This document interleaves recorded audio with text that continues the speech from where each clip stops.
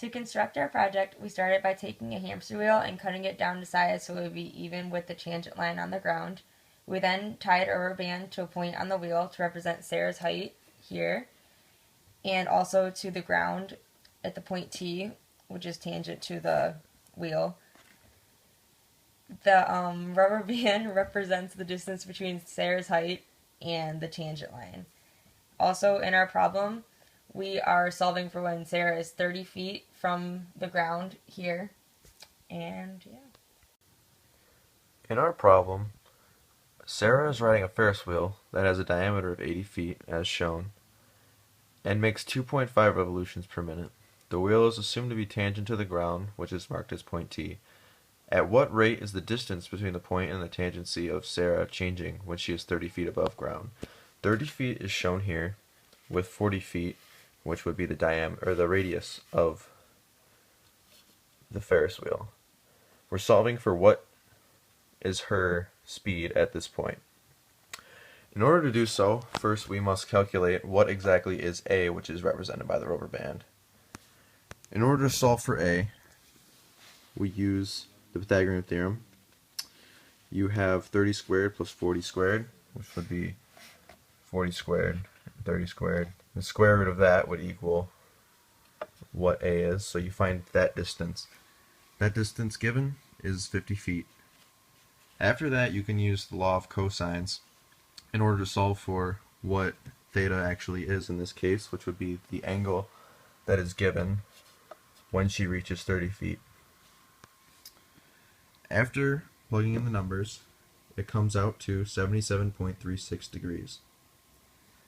Using this information, we will later use this, but you find the derivatives of the law of cosines, which ends up as 2a times dA over dt equals 3200 times sine theta d theta over dt.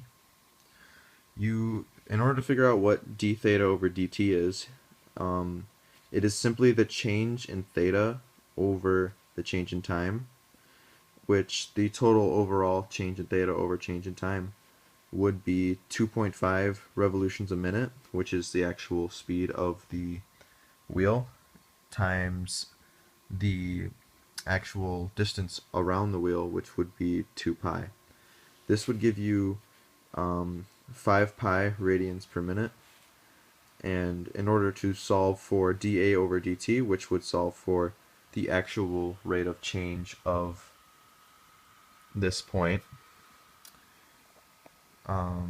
you would plug in theta as well as d theta over dt into this equation. Plus A is 50 feet, so we plug in 50 as well.